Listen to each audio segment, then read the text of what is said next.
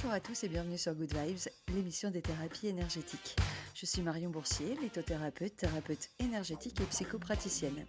Dans cette émission, nous explorerons ensemble le monde fascinant des thérapies énergétiques. Que vous soyez curieux, adepte ou simplement intéressé par ces pratiques, Good Vibes est là pour vous apporter des connaissances, des expériences et surtout une dose de bien-être au quotidien. Bonne écoute! Alors aujourd'hui, nous allons explorer un sujet d'actualité qui touche à la fois à l'industrie et à l'environnement, les contrefaçons de pierres naturelles. Et si vous êtes sage, je vous donnerai pas mal d'astuces en milieu de podcast pour pouvoir reconnaître toutes ces pierres trafiquées et contrefaites.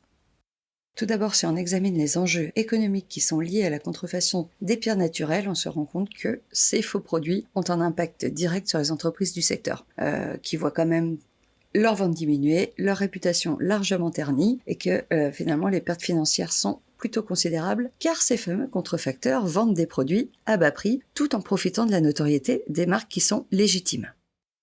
Ce qui est important de savoir, c'est que cette pratique illégale entraîne également une concurrence complètement déloyale pour les fabrications de pierres naturelles authentiques. Les entreprises honnêtes doivent faire face à des prix artificiellement bas proposés par ces contrefacteurs, ce qui met quand même aujourd'hui beaucoup en péril leur survie économique.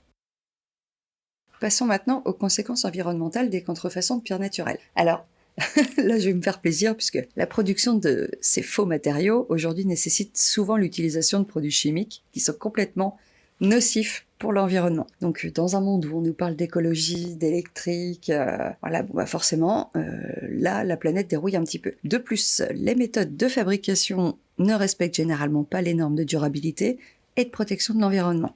Ça, il faut le savoir. L'extraction illégale de pierres naturelles pour produire ces contrefaçons entraîne également la dégradation des écosystèmes qui sont fragiles.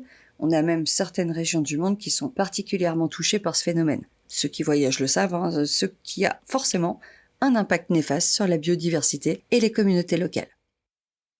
Maintenant qu'on sait ça, quelles sont les mesures qui sont mises en place aujourd'hui? Est-ce qu'on a prévu quelque chose pour limiter tout ça? Alors oui, heureusement, on a des mesures qui sont mises en place pour lutter contre les contrefaçons de pierres naturelles. Les gouvernements aujourd'hui, les organisations internationales travaillent ensemble pour renforcer la législation et les contrôles aux frontières. Pas assez nombreuses à mon goût, mais nous avons également des campagnes de sensibilisation qui sont également menées pour informer les consommateurs sur les risques liés à l'achat de faux produits.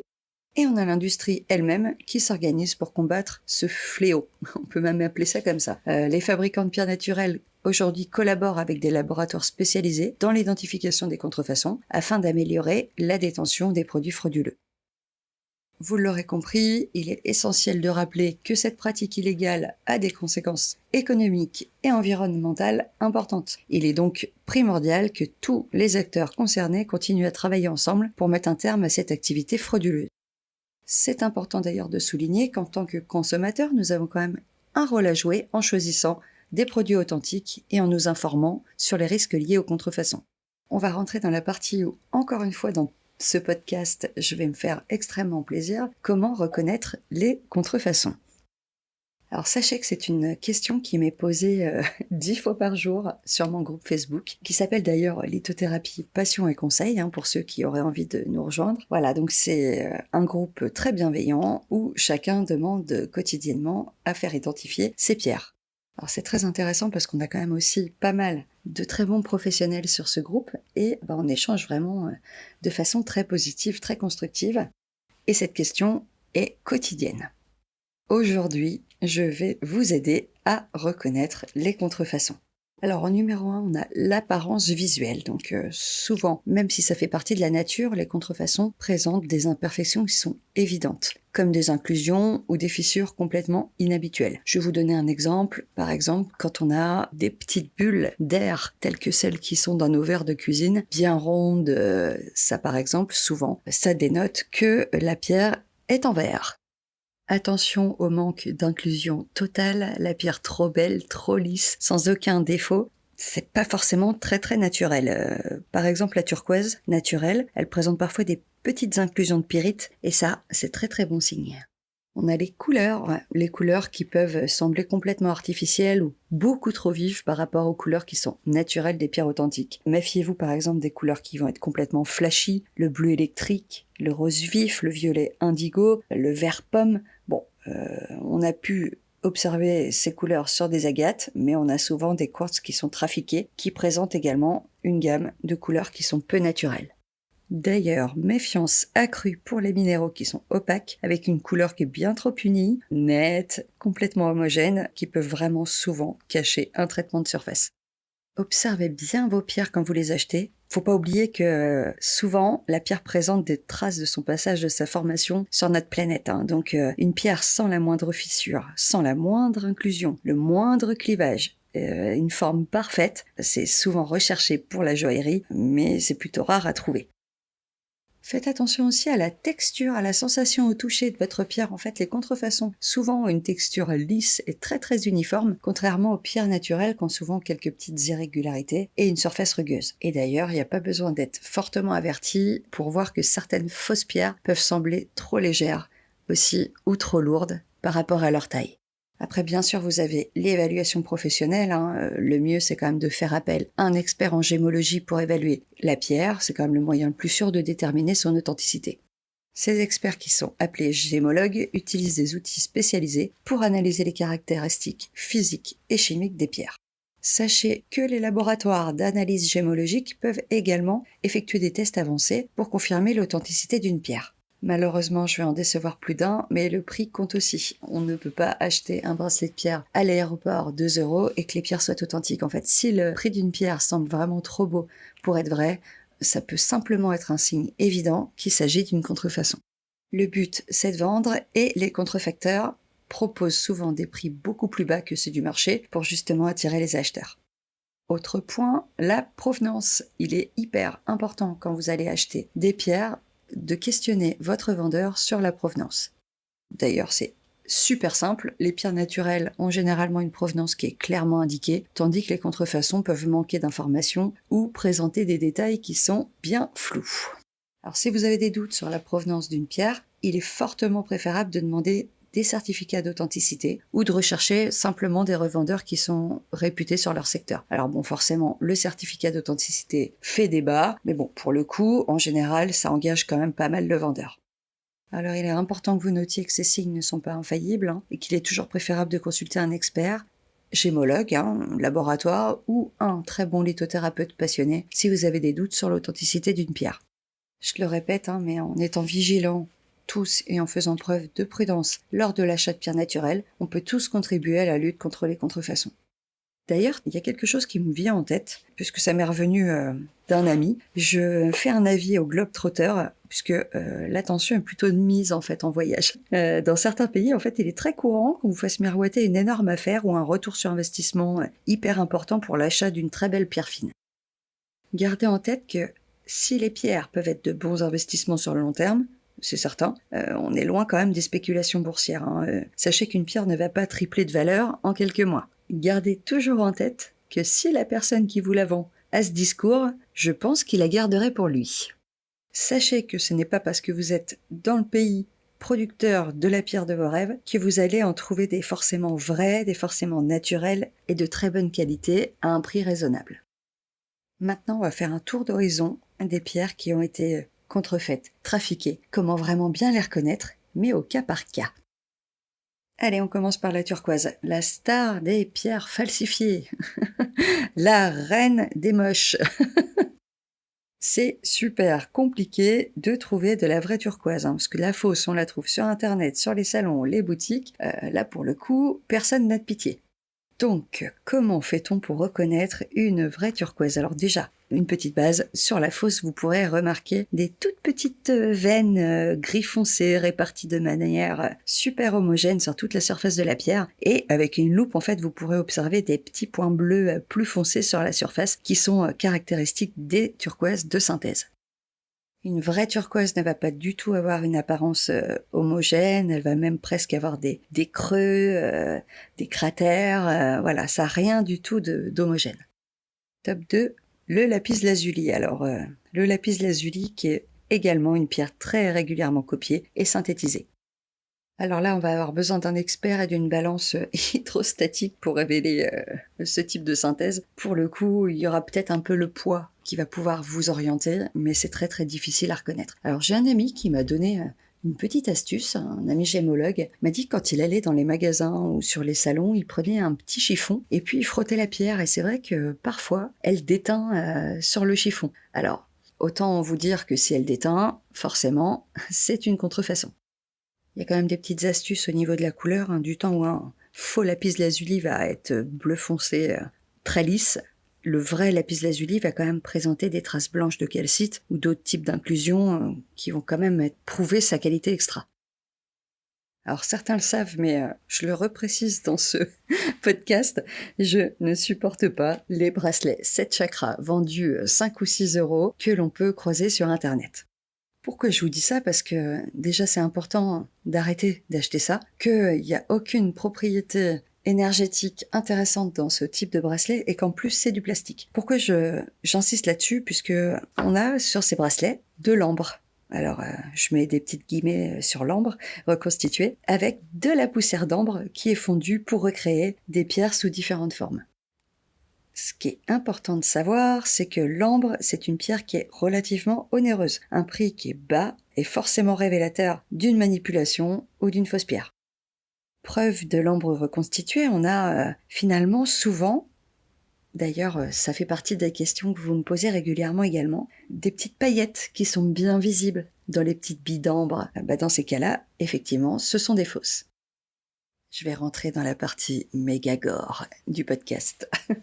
En fait, on peut croiser souvent, enfin moi ça m'arrive régulièrement sur les salons de voir des petits bouts d'ambre ou des gros bouts d'ambre avec des moustiques parfaitement emprisonnés dans la résine. Alors non, ça n'arrive pas sur de l'ambre véritable, tout simplement parce que ce fameux moustique ou ce fameux crustacé ou ce poney n'a pas été capturé dans de bonnes conditions. On va dire que il s'est senti un petit peu mourir le garçon, donc pour le coup, il s'est forcément débattu dans la résine. Donc non, une ambre véritable ne contiendra jamais un moustique en bon état.